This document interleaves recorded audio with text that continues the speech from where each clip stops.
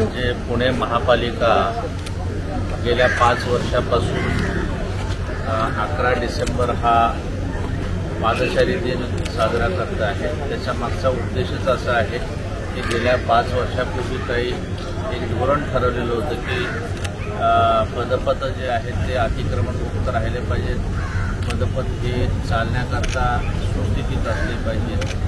तर त्या दृष्टिकोनातून महापालिकेचं नियोजन आहे. त्या नियोजनाच्या प्रमाणे बरीचशी कामं होऊ शकलेली नाही. मात्र आता त्याच्याकरता जे आहे की किमान काही पायलट बेसिसवर काही जे रस्ते आहेत ज्या ठिकाणी फार मोठ्या प्रमाणामध्ये पादचारी काही त्यांच्या शॉपिंग करता किंवा त्यांच्या इतर वैयक्तिक कामकाजाकरता रस्त्यावर असतात, तर त्या दृष्टिकोनातून एक डिटेल प्रोजेक्ट रिपोर्ट आम्ही तयार करत आहोत आणि त्यामध्ये प्रथम प्राधान्याने काही 16 रस्ते आम्ही त्याच्यामध्ये घेतो आहोत. तो DPR करून त्याचं इम्प्लिमेंटेशन पुढच्या 1 ते 1.5 वर्षामध्ये होईल या दृष्टिकोनातून चीफ इंजिनियर रोड्सला देखील निर्देश दिलेले आहेत. अतिक्रमणं जे आहेत ती जवळजवळ शहरामध्ये आपल्या ज्या गणनेनुसार जे आहेत साधारणतः 25 ते 30 हजारचं सर्वेक्षण केलं होतं. मात्र त्यामध्ये जे हे आहेत ते त्याच्यात वाढ झालेली आहे.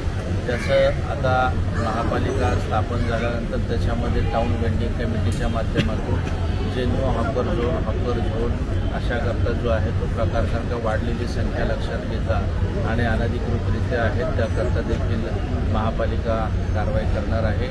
यामध्ये विशेष करून या पादचारी दिनाच्या निमित्तानं जे अतिक्रमणचं स्क्वॉड आहे आणि रोडचं स्क्वॉड जे आहे की जे रस्ते आहेत असं संयुक्त स्क्वॉड देखील स्थापन करून या 15 रस्त्यावर विशेष लक्ष पुरवणार आहोत.